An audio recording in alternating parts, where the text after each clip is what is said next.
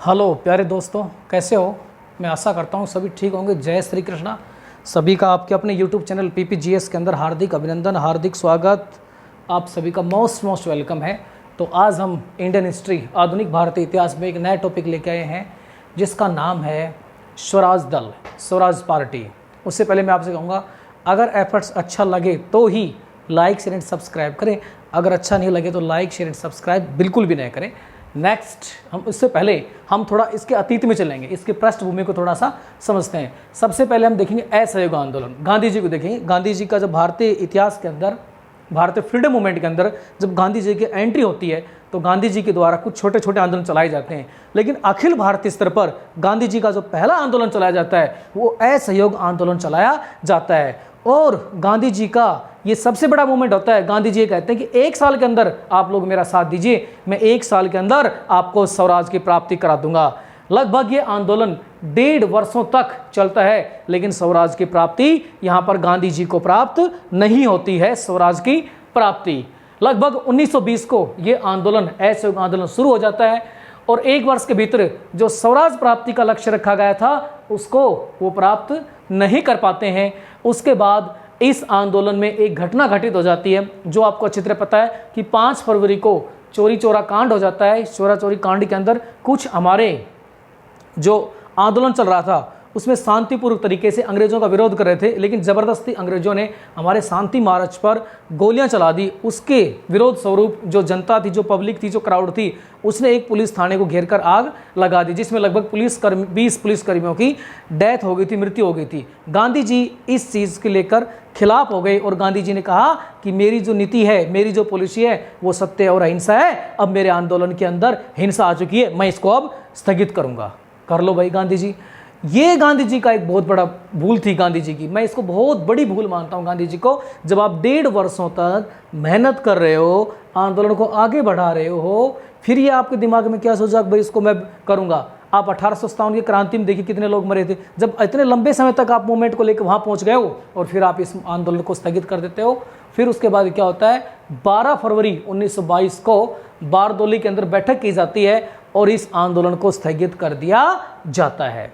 अब इसके अंदर जब इस आंदोलन को स्थगित कर दिया जाता है तो जिन्ना, मोहम्मद अली जिन्ना ने उस समय कहा था कि गांधी जी की एक हिमालय भूल है। हिमालय भूल मतलब गांधी जी आपने एक हिमालय की तरह, हिमालय जिस तरह बड़ा है, आपने बहुत बड़ी भूल की है। सुभाष चंद्र बोस ने भी कुछ इसी प्रकार कहा था कि एक बहुत बड़ा गलत कदम है जो उठाया गया है। ये सारा का सारा घटनाक्रम हो चुका था।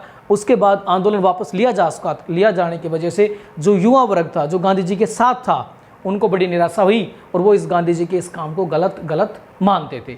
उसके बाद कांग्रेस पार्टी के अंदर 2 आइडियोलॉजी, 2 विचारधाराओं का जन्म हुआ। एक थी परिवर्तनवादी और एक थी परिवर्तन विरोधी। परिवर्तनवादी अर्थात जो व्यवस्था चल रही है उसमें परिवर्तन होना चाहिए, अर्थात अब लंबे समय से हम अंग्रेजों के खिलाफ संघर्ष कर रहे हैं लेकिन हमें सफलता नहीं मिल रही, अर्थात अब हमें अपनी पॉलिसी, अपनी नीति, अपने कार्यक्रम में बदलाव की आवश्यकता है। जबकि परिवर्तनवादी ये कह रहे थे हम जो नीति लेके चल रहे हैं, अर्थात पीछे से जो कांग्रेस की पॉलिसी चल रही है, हम उसमें किसी प्रकार का परिवर्तन नहीं करेंगे। इसी प्रकार इनको परिवर्तन विरोधी कहा गया और इनको परिवर्तनवादी कहा गया। अब परिवर्तन विरोधी मुख्य रूप से राजेंद्र प्रसाद, श्री राजगोपालाचारी और वल्लभ भाई पटेल, ये परिवर्तन विरोधी अर्थात जो पहले से व्यवस्था चली आ रही थी ये उसी के समर्थक थे। दूसरे थे परिवर्तनवादी, अर्थात परिवर्तनवादी ये चाहते थे कि हमें अब कुछ अपने कार्यक्रमों को अलग बनाना पड़ेगा, हमें अपनी पॉलिसी में चेंज करना पड़ेगा। तो इसी कारण परिवर्तनवादियों ने क्या किया, 1922 के अंदर कांग्रेस का अधिवेशन, क्योंकि मैंने बताया था कांग्रेस का प्रत्येक वर्ष अधिवेशन होता था, तो 1922 में कांग्रेस का अधिवेशन गया में आयोजित हुआ। इस अधिवेशन के अध्यक्ष थे चित्तरंजन दास और चित्तरंजन दास ने कहा कि अब हमें अपनी नीतियों में बदलाव करना पड़ेगा और हमें अब अंग्रेजों का विरोध अंदर तो कर रहे हैं, अब अंग्रेजों का जो सिस्टम है उस सिस्टम में घुसकर वहां जाकर अंग्रेजों का विरोध करना पड़ेगा, अर्थात हमें अब चुनाव लड़ना पड़ेगा। अब इस चीज का कांग्रेस के अन्य नेताओं ने विरोध किया। इन्होंने कहा भाई हम चुनाव नहीं लड़ेंगे, जबकि CR दास जी ने कहा कि हमें चुनाव लड़ना ही पड़ेगा क्योंकि हमें उनकी जो केंद्रीय विधान परिषद या राज्य विधान परिषद है वहाँ एंट्री करनी पड़ेगी और वहाँ जाकर उनके गलत कामों का विरोध करना पड़ेगा, उनको रोकना पड़ेगा। इस चीज़ को लेकर दोनों ही दलों में मनमुटाव सा हुआ, क्योंकि आपको पता है 1919 के अधिनियम के तहत भारत में 1923 में चुनाव होने थे। अब ये चित्तरंजन दास जी का प्रस्ताव लाता है, इसको गिरा दिया जाता है और उसी समय चित्तरंजन दास जी ने क्या किया, कांग्रेस खिलाफत स्वराज पार्टी गठन कर दिया। चित्तरंजन दास जी ने कहा कि भैया मैं, अब आप नहीं मानते हो तो आप मत मानो, मैं एक नई पार्टी अर्थात कांग्रेस खिलाफत स्वराज पार्टी का गठन कर दिया। अब उनके साथ कौन कौन थे, मोतीलाल नेहरू जो पंडित जवाहरलाल नेहरू के पिता भी थे, चित्तरंजन दास को देश बंधु भी कहा जाता है, अजमल खान, मुख्य रूप से ये इनके साथ थे। लेकिन स्वराज पार्टी का ही विस्तृत नाम है, लेकिन मुख्य रूप से स्वराज पार्टी जो जानी जाती है स्वराज दल या स्वराज पार्टी, 1 मार्च 1923 को स्वराज पार्टी स्वराज दल की स्थापना हो गई। ये काम तो हो गया साहब। आगे चलते हैं। अब हम आगे जब हम चलें, संस्थापक, इस दल का जो संस्थापक था वो था चित्तरंजन दास। महामंत्री बनाया गया, मोतीलाल नेहरू जी को महामंत्री बनाया गया। इसका प्रथम अधिवेशन इलाहाबाद के अंदर आयोजित किया गया। याद रखेंगे, स्थापना भी पूछे तो भी इलाहाबाद और प्रथम अधिवेशन भी अगर पूछे तो इलाहाबाद के अंदर इसका प्रथम अधिवेशन आयोजित किया गया। यहाँ तक आप अच्छी तरह से समझ गए होंगे। अब भाई ये जो स्वराज पार्टी बनी थी, क्यों बनी थी, क्या इसका मोटो था, अब हमें इस चीज़ को देखना है कि इसका उद्देश्य क्या था, इस चीज़ को देखना है। तो इसका उद्देश्य था स्वराज की प्राप्ति करना, अर्थात हमें ये पार्टी इसलिए बनाई है कि स्वराज, स्वयं के राज की हम प्राप्ति करेंगे, प्रमुख उद्देश्य ये निर्धारित किया गया। दूसरा था जो विधान परिषद में प्रवेश करना।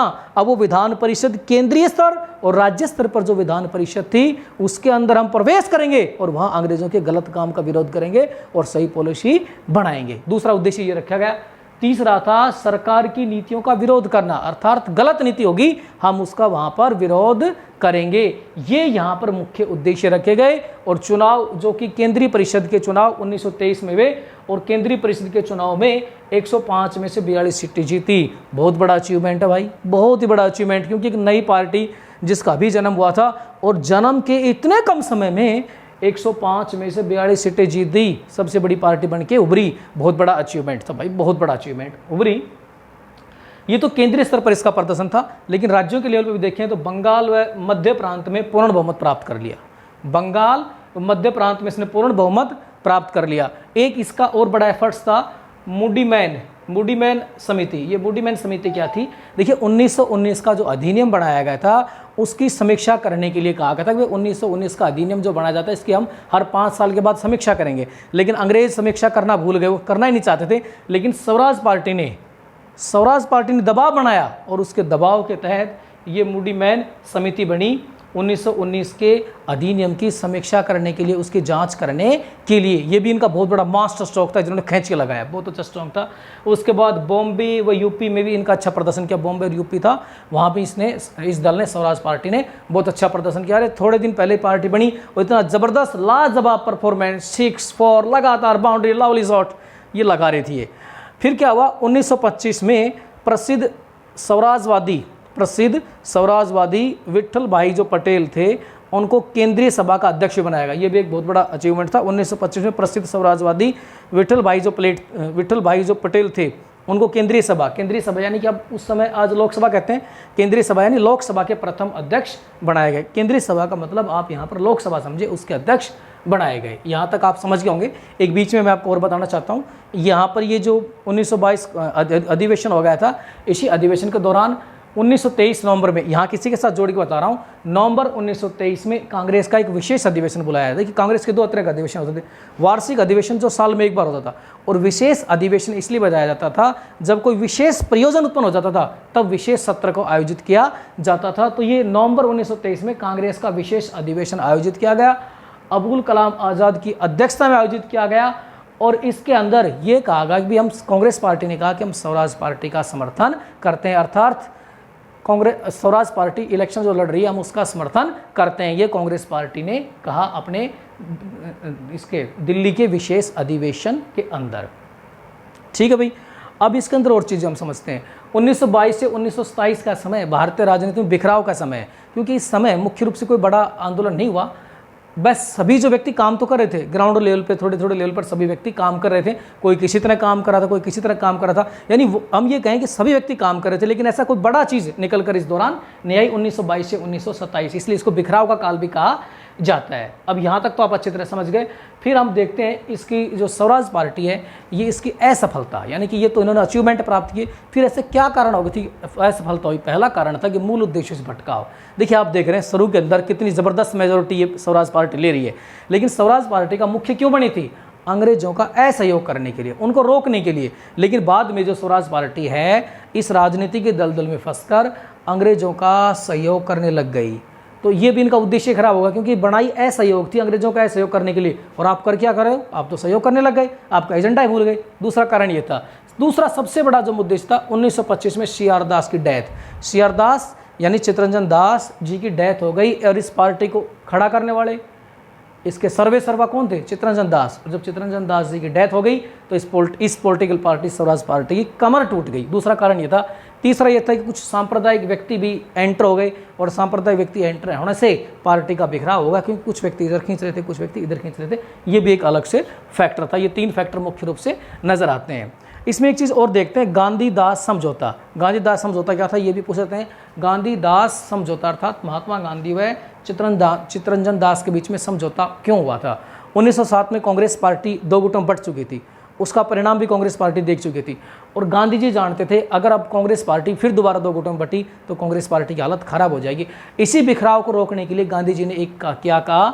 गांधी जी व चित्तरंजन दास के बीच में 1924 में एक समझौता होता है कि ये जो स्वराज दल है इसको हम मान्यता देते हैं कि ये कांग्रेस पार्टी की एक पार्टी है, अर्थात स्वराज पार्टी कांग्रेस पार्टी का ही एक भाग है। इस चीज़ को हम मान्यता देते हैं, और जो व्यक्ति राजनीति में जाना चाहते हैं, इलेक्शन लड़ना चाहते हैं, वो व्यक्ति राजनीति में जाकर चुनाव लड़ सकते हैं। इसको हम मान्यता देते हैं। ये मुख्य रूप से करने का इसलिए कारण था कि जो कांग्रेस पार्टी है उसका बिखराव नहीं हो, वो 2 टुकड़ों में नहीं बटे। इसी चीज़ को कहते हैं गांधी व दास समझौता, अर्थात महात्मा गांधी व CR दास समझौता, जो कि 1924 के अंदर ये समझौता हुआ था। तो मैं समझता हूँ कि स्वराज पार्टी को लेकर आप बहुत अच्छी तरह से सब चीज़ों को समझ गए होंगे।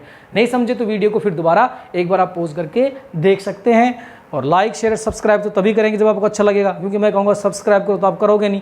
अच्छा लगे तो सब्सक्राइब करो, और नहीं भी अच्छा नहीं करो तो भी कोई फर्क नहीं पड़ता है। वंदे मातरम।